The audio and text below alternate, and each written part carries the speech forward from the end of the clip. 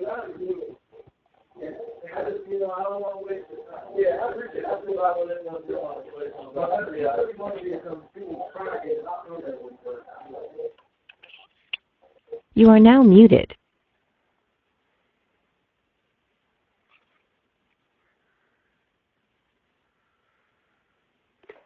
All right, everybody, we're just a couple minutes out. I'm Brian Ankney. I'm with Auto Success Magazine. I'm glad that everybody took the time to join us today. I've got two very special guests that I've brought to you today in order to help everybody on this call, sell more cars. We all want to get to 30 cars a month, and Mike Svoboda is going to share with us some of the techniques that helped him go from 13 to 30 sales that Fran Taylor had helped him with. We're just about 2 minutes out from getting started, everybody.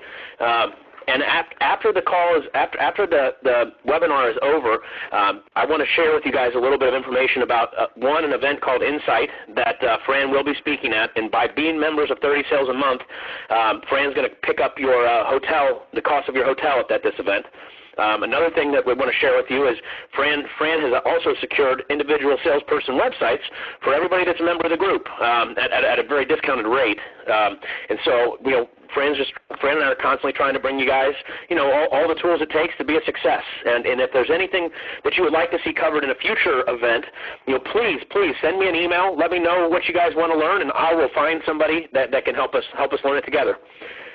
We're about 1 minute out. Fran, are you there? Yes, I am. Fantastic. Mike, are you there? I'm here. Awesome. Well, hey, guys, I am really excited to bring this to our audience today. Fran, take it away. All right. Thanks, everybody, for listening in. What you're doing by listening in, it's just telling me and everybody here that, hey, you're on track, that you want to learn to make a lot of money.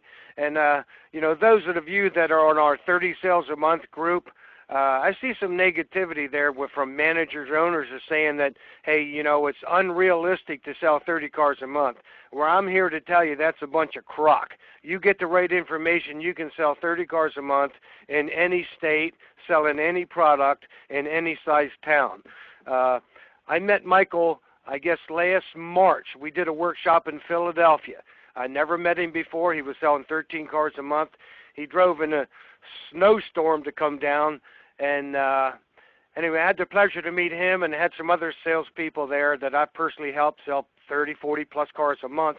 And once you get the right information, you can do it, and that's the secret. You have to get the information what's going to take for you to do business. You just don't want to come to work. You want to come to work with a mission. And if you have a plan what to do and how to execute that mission, you will, in time, sell 30 cars a month like Michael. So, Michael, before we get going here, I'd like to thank you for taking your time to share with us what you're going to do. But will you tell us a little bit about yourself so they get a little idea who you are and how we met and go from there? Yeah, I gladly will. So my story is pretty simple. I am married. I have a wife who stays at home with our children, and we have two boys, both that we actually adopted from Korea. Last year, we actually, and this kind of goes into my story, we were actually basically took 2 months off to travel to Korea and adopt our second child. But to know a little bit about me, until this past year, I was selling cars for almost 10 years at that point. And I had done multiple roles, both as a sales manager and as a salesperson. I had come out of sales management in one of our stores, and ended up back on the sales floor at a new store within our auto group, selling a new type of product. So none of my clientele list, anything like that, were really applicable. Went from selling domestics from Chevrolets to imports. And that change was tough because it was hard to start over. Before I got into management, I was a 15-car guy. My best was 23. But starting over again, I was basically getting about 15 cars a month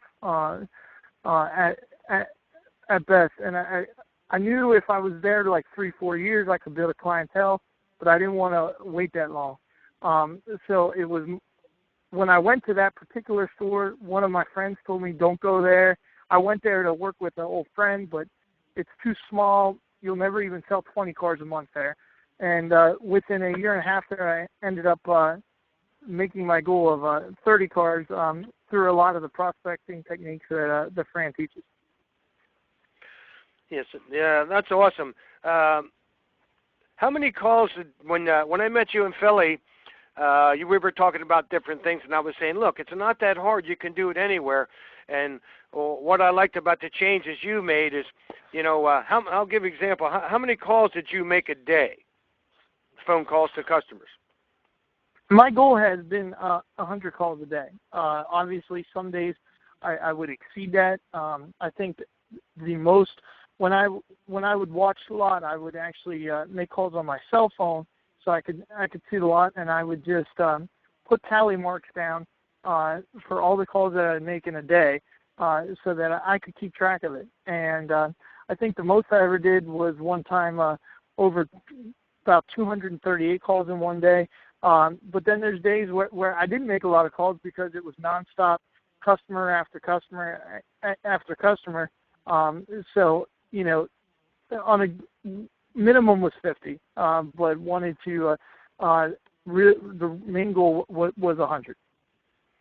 Well, I know what sales reps are saying now. Where do you get all the names to call? Okay, well that is a very good question. Now I did get internet leads at the store. We had 5 of us that got internet leads, but the difference was I was calling back the people who put a lead in 4 or 5 months ago, calling them back. I also was staying in contact with my Chevrolet customers from prior, even though a lot of them were not Subaru oriented. Ended up sending a lot of bird dogs to the Chevy stores in our group by recommending customers. But some of them did come over. Some and then I also had referrals out of that group as well. So you basically anybody I talk to for 2 seconds, I try to get their name, phone number. When I first meet somebody, I always send them a text with my phone number, and then I would just call to stay in touch. Oh, I see. So that's pretty good. Now, we talked when I first met about you getting some prospecting tools. Would you mind sharing with the group what we talked about the other day about some of your prospecting tools and how it worked for you? Yes. I would say the biggest thing that I did was that probably affected my business the most was handwritten cards. Very personal touch. Anybody who I spoke with got a handwritten thank you card, but it didn't stop there. Then I just kept them in a rotation.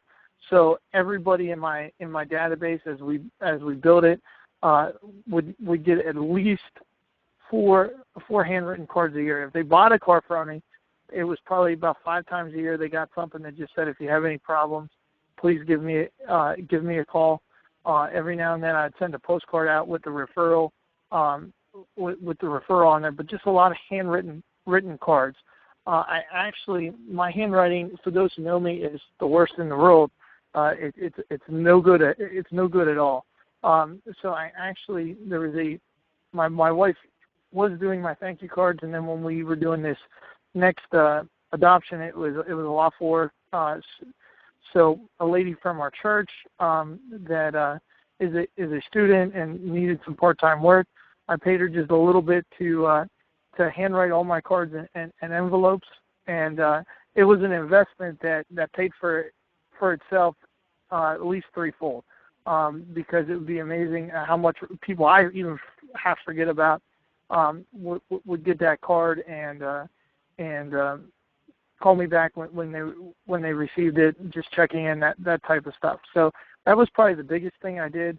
Now, with the cards, I did do, actually, it was at your seminar. You had one of your speakers there was Robert Wiseman.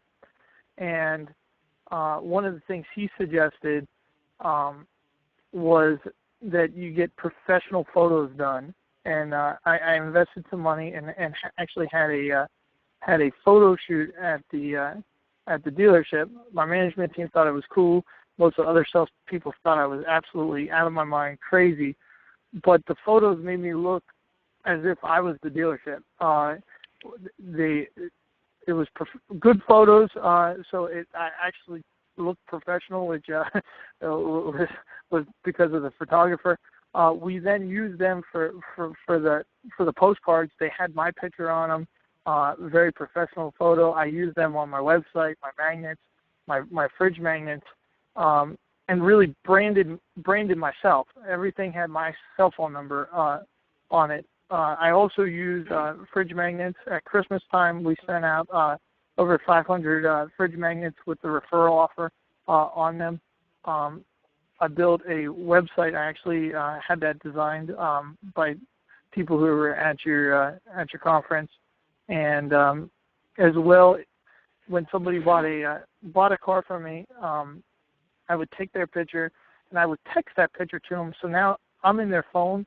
So not only are they getting a thank you card in the mail, they're getting a thank you that's stored on their phone. The sold by stickers I would use on their gas cap and on the door jamb of the lift gate and on the trunk. And that was very effective for me as well. But one thing I did that was maybe a little different, but along the same lines of what you talked at the seminar, I had mugs made up with a photo of them in their car, and then it also on the other side of the little coffee mug, it had my phone number and the referral offer on there as well. So from going to the training, once you get one prospecting tool, you see it working, you just keep adding to it. Correct. Well, that's what I try and tell the people out there today. Most of them only have 3 ways to generate income. That's fresh ups, incoming phone call, or the internet. But when you start to buy these prospecting tools and investing in yourself, people will crawl out of the woodwork for you. And that little extra touch by you doing the handwritten letters and calling them back, I mean, that's how you really build a relationship. And obviously, if you've done it super well, I'm just curious where you'd be if you wouldn't have became a GSM now instead of staying in sales, because I really believe you were on track for that one short year that you got back and you tried something different, got you to 30. You know, it's easy to say in York, Pennsylvania, or that area where you're from, you could easily end up doing 40 cars like a few of us on in that group there, our 30 sales a month. And you also mentioned when I talked to you the other day about the 11 goals has helped you. As far as the attitude and coming to work. Would you share that? That's in our book on page 7, by the way. Could you share with us those 11 goals, how they've helped you? Yeah. So what I did was every morning before I'd wake up early before I would leave for work, and I would write out my goals, and it would be the same goals pretty much all the time. Sometimes they change a little bit, but by writing them out every day and referencing them once a day, it's amazing how focused you can be. You can think about the goals, but to actually write them out focuses you on them. So they just don't become this goal in the that's kind of stuffed away, that's in the back of your mind, but it becomes an obsession. One of my goals was to was to hit the 30 car months mark before the end of last calendar year, and it came down to the wire.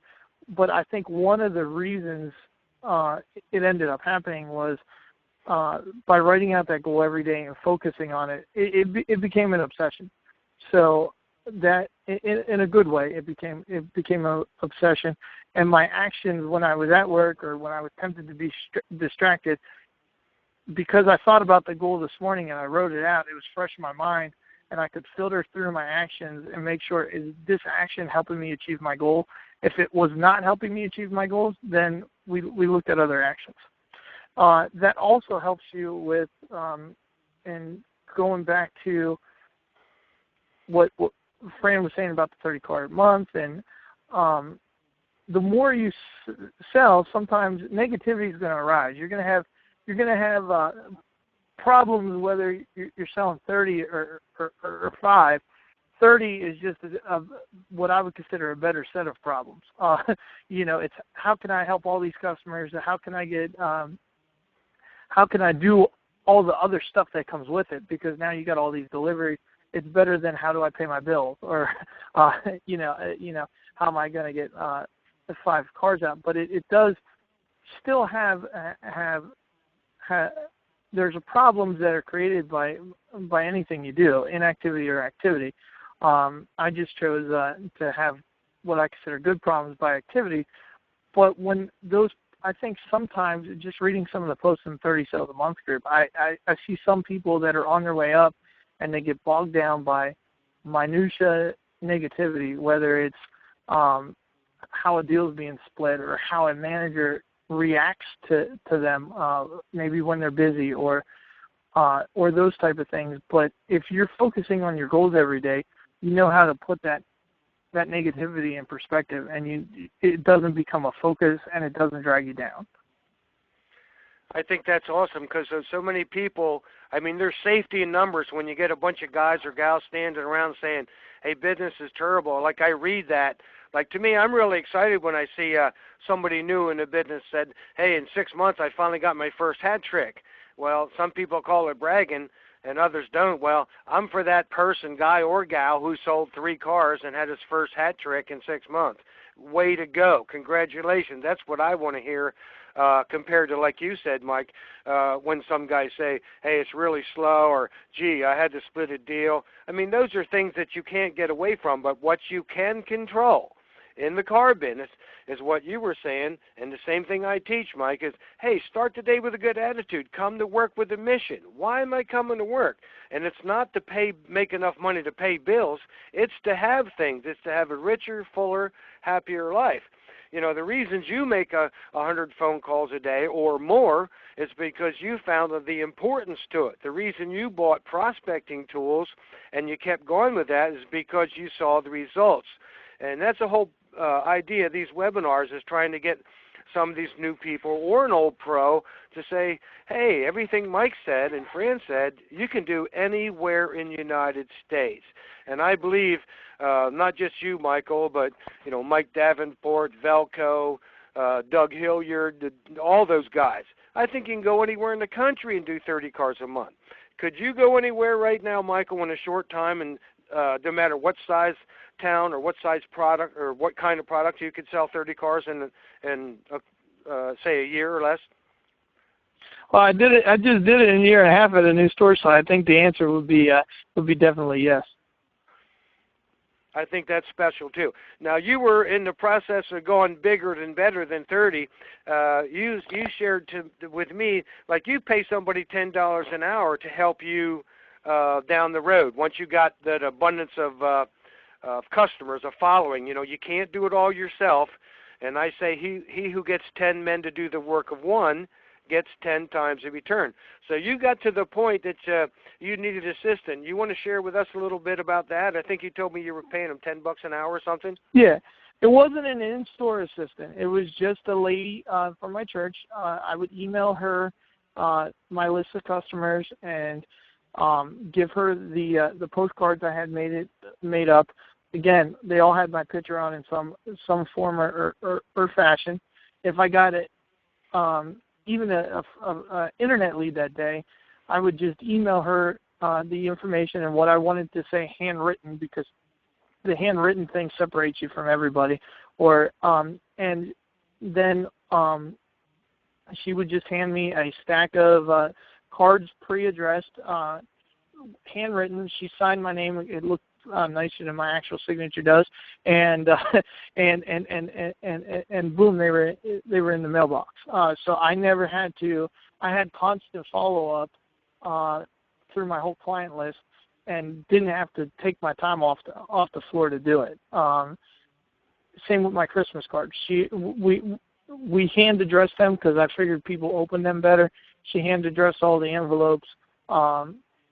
She was getting to the point where she could do about 100 handwritten envelopes in an hour, which is boggles my mind. So for $10, I was getting 100 envelopes, and then I just stuffed them with the postcards and the fridge magnets and sent them out. And that was a big thing for me for a couple of reasons.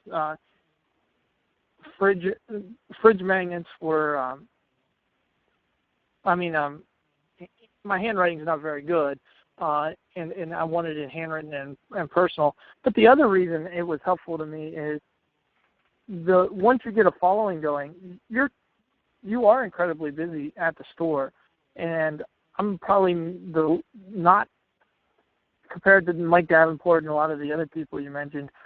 They're way more organized than me. So for me to have that person, I could focus on the stuff I did best, and she could focus on making sure my letters were getting done so I could mail them out, which helped make me busier, which helped make me be able to pay her. So it worked out for both of us. I think that's special, too. Now, we also talked about, I see some of the salespeople here, when they get a customer that says, hey, I'm ready to buy, a lot of them shortcut the steps of the sale. They'll spin them around the block on a demo, or sometimes they skip a service walk or something. When you start to doing 30-plus cars a month, I think you become more of an expert at doing the steps of the sale. Do you want to touch base on that a little bit, of what you do? Yeah, sure. Especially, I will actually jump ahead to what you were saying on the test drive, Fran. I was known in my dealership for going on one of the longer test drives. In fact, sometimes I would frustrate other people that worked at the store because it might be late at night. We're closing, and people would joke that I would go, for a 3-hour test drive. It was never that long, but I would go for the same test drive. I would go at 3 o'clock in the afternoon, and that test drive was designed to that test drive was designed to give different types of roads and feel to the car. But more importantly, I would actually work that into my sales pitch as we're driving. I would say, we can go a little further. What I'm trying to do is give you different types of roads. If we're going too far, let me know. But what I like to do, Mr. and Mrs. Customer, is I've been doing this 10 years, and I found the worst thing you can possibly do is sell somebody a car they don't like. So I'd rather not sell you a car than sell you a car you like. So what I want to do is go a long enough test drive that you have a good feel for it so that you can make a decision. So subconsciously, I told them on the idea that now that we're coming back, they can they've looked at it long enough to make a decision. So you basically, didn't matter what time it was, you got serious about selling cars and never deviated from the steps of the sales. That's so hard to teach somebody that, and most of them go on I'd say the average demo today is about 5-6 miles. How much money do you think that costs salespeople by not slowing down and going on a 12-15 mile demo, Mike? I mean, your close ratio has to go down by not doing a longer demo drive. Yeah, I mean, I'm a fan of the big demo drive. I think it definitely costs, but if you go on that long demo drive, you need to sell it then. In my opinion, you need to sell yourself that, hey, I'm taking you on a long demo drive because I want you to have all the information so when we get back, you feel comfortable making a decision. Subconsciously now, it takes the I got to think about it out of there before because it does it proactively. But then also what it does is it lets them know that you care, that we're going for a long test drive because we care. Now, some people are faster paced than others, and I found a good question to often ask in the test drive is, did you are you at the point, did you see enough to make a decision, or would you like me to show you more?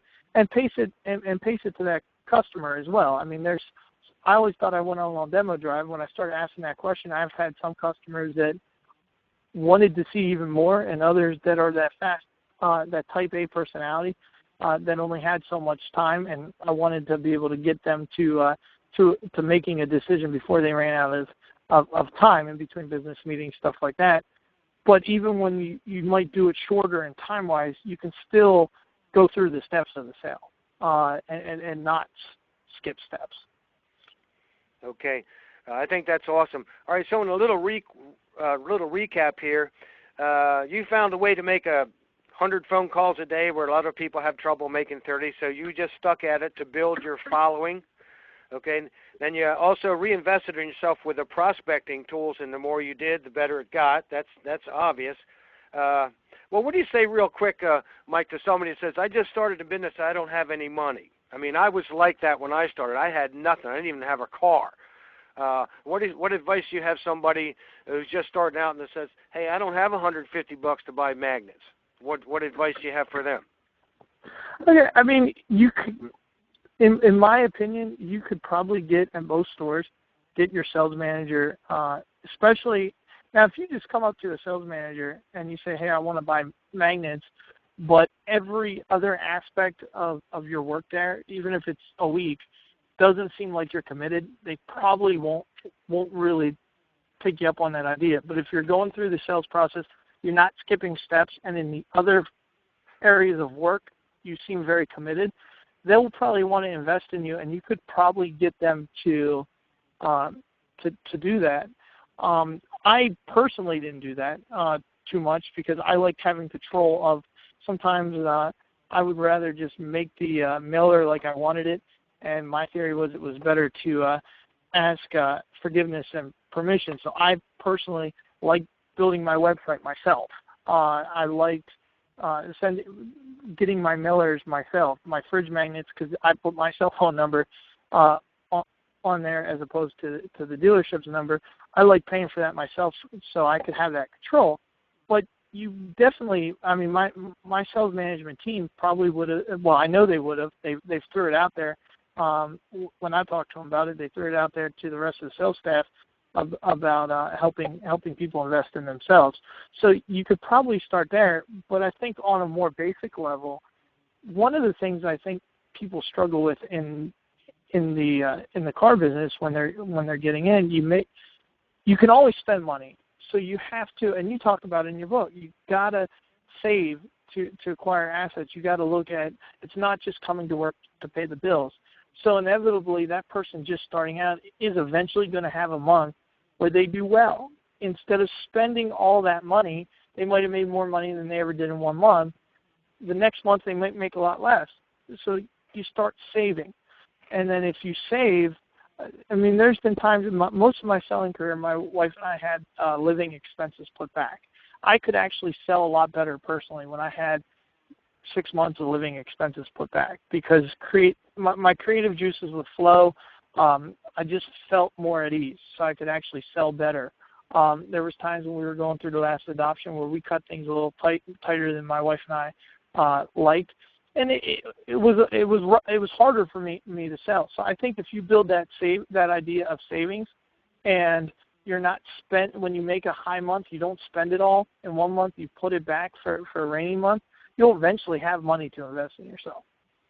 You know, I say this all the time, and I don't know if people believe me or not, but I tell everybody the goal setting alone in our book will change their life. I think I'm safe in saying if anybody does it, it will change their life. You agree, Mike? I agree. The biggest thing with goal setting is if you look, I mean, you can go in Barnes & Noble, and any self-respected business person that has a book out, in some aspect, some success book, it's going to talk about goals.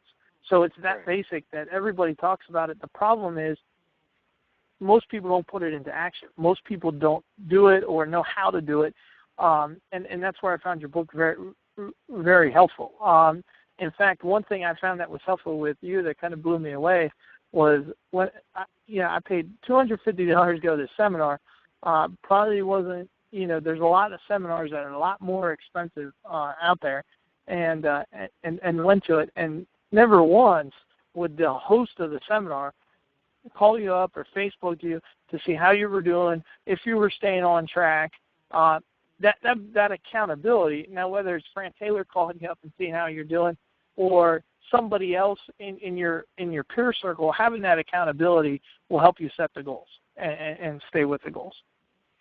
Well, I make a lot of return calls, and there's 30 sales a month. So anyway, we have a couple questions here. We have a little bit of time. Brian, you want to share with us some of the questions somebody has, whether it's directed to Mike or myself? Yeah. Bill Fennell asked, and it's when he asked, what are you saying to those several-month-old leads when you call them? Okay, that is a very good question. The a couple things I did. One, if I didn't get a phone response, I sent a card out that was handwritten that basically just said, "Did I do something wrong? Haven't heard from you." This is the person that's not picking up. Haven't heard from you. Did I do something wrong? And you'd be amazed. If I did, let me know. I want to learn about it. And you'd be amazed how many people would call me. Would then call me and say, "Hey, no, you didn't do anything wrong. This is why you haven't heard anything. We're not quite in the market yet." But it kept the conversation going. The other thing I would do with those calls is I would just call that lead up and basically say, if it's an internet lead that I have not met in person, it would be a little bit different call, but it would be, "Hi, Mr. and Mrs. Customer, this is Mike. You may have recalled you reached out to us a couple months ago. Haven't heard anything. Just wanted to know if you want us to take you off the call list or if there's something I can help you with." And you'd be amazed how many people would, because now 4 months have went by, they didn't take your call 90 days ago because every dealership in Timbuktu was calling, and they were just in the early stages. Now they took your call because they didn't know who you were or why you were calling. They weren't blocking calls, and now they might be a little closer to buying, and they'll talk to you. And then you send a handwritten card out. If it's a customer, if it's a lead that I had that went cold, they've already received a card from me.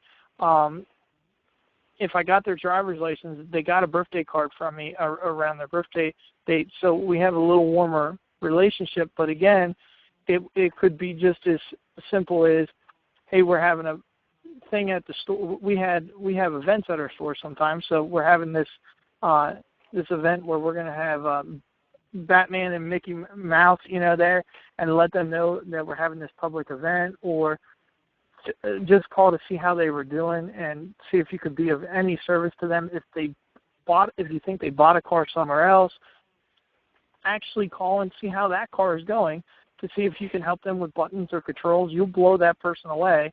And you'd be surprised how many people don't like the car they bought, but that can't be your intent for making those calls. Awesome. Nice. But sometimes we get too caught up in what to say, so we don't make the call. It's better just to make the call, figure it out. 100 bad calls are better than no calls. Nice. I've got another question from Spencer. Spencer says, "I am wondering, what is the best way to manage the handwritten letters? How do you keep track of when to send them?" Okay, that's a good question. Basically, what I would do is we have a CRM. So when it would come up in our CRM, it comes up to call that customer quite often. So when I was making the phone call for that day, I would, if I spoke to them on the phone, I would just send a 2-second email to the lady that did my call, and that just said card 1, which card 1 was, "Thanks for speaking to me today," and there was a little bit more to it, but that was basically card 1. Card 4 was they bought a car from me. So if they bought a car that day, card 4 went out, which thanked them for it. If they sent me a referral, and I talked to them that day on the phone, the second I got off the phone, I sent an email out to the lady that was doing my card, send card 8.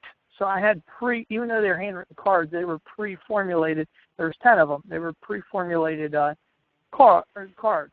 And then about 3 times a year, I would send out the entire database. So everybody I talk to, thank you for it.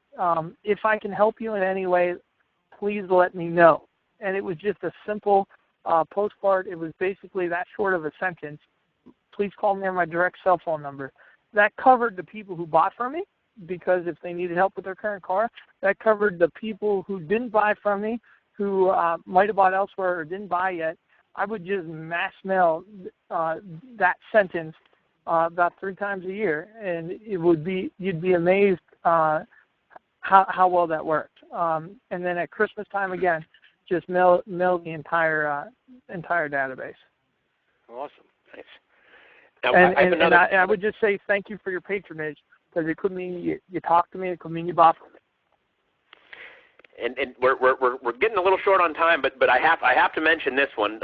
Matt Rubelman says, "What are some books you've read that really helped you besides Fran's, which is a must-read?" Okay. That is a good question. There's a lot of books. The first one that I think one that really helped me was a book by Tracy Myers, "You Are the Brand Stupid." That I kind of got a lot of the stuff I did on the website and out of that. Sales books. Grant Cardone has a lot of good books that I've read. Personal development books that I've read recently that have or in the last couple of years that have helped me a lot is 7 Habits of Highly Effective People by Dr. James Covey. That book is gold.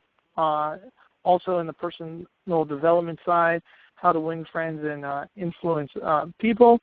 I'm currently reading a book that I think Megan Barto's in the 30 Car a Month group on Facebook. She recommended it to me, called The Hypnotic Salesperson, more on body language. And so there's a lot of good books out there, but I would highly recommend the books that I just mentioned. Great. Well, hey, Michael, I'd like to thank you for taking the time to share your experiences and your tips with our audience today. I learned a lot, and I hope that everyone else did as well. And Fran, I appreciate you taking the time to do this with us. As I mentioned before, everyone, this is a sample of a personal salesperson website that Fran now has the ability to share with the 30 Sales a Month people. It'll link directly to your dealership inventory, and for 30 Sales a Month people, they get 25% off, which makes the price $149 a month. One other thing I'll show you guys real quick is Fran will be speaking at the Insight 15 Customer Loyalty and Retention Conference. Imagine that. He's a perfect fit for it.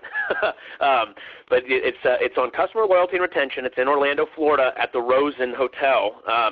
And for any 30 Sales a Month people that want to attend the event, Fran will cover your hotel room at the Rosen. And if you check out the Rosen Shingle Creek, it's an amazing hotel. If you want to take your spouse or your kids and let them enjoy the resort while you're learning how to improve your own personal business, please take Fran up on that. And if you have any questions about either of these opportunities, please contact me. My email is brian@autosuccessonline.com. I'm in 30 Sales a Month. My name's Brian Ankney. And, hey, I really appreciate everybody taking the time to be with us today. All right. I also would like to thank everybody, and I can promise you this. We do these webinars once a month, and what I'm bringing with you is what people say can't be done. We have them coming up every month for people that are selling 30-plus cars a month. Some make over $250,000 a year, and our books and stuff we have available. It's at www.frantaylor.net. Go on there, check any of those things out. And it's like Mike said, if you have a question about any of the training we have, you call me. I'll personally walk you through it. So because I want to see you be the next one to do 30-plus sales a month. Thank you all and have a great day. All right. Hey, one other thing I want to mention before we close is that if you use the code INSIGHT, that's INSIGHT, on Fran's website today, everything is 25% off, and Fran's book and some of his prospecting videos and Road to the Sale videos will be 50% off. So if you don't have the book, go get it. If you check out these videos, they're brand new, and you'll get 50% off by using INSIGHT. Thank you, everybody.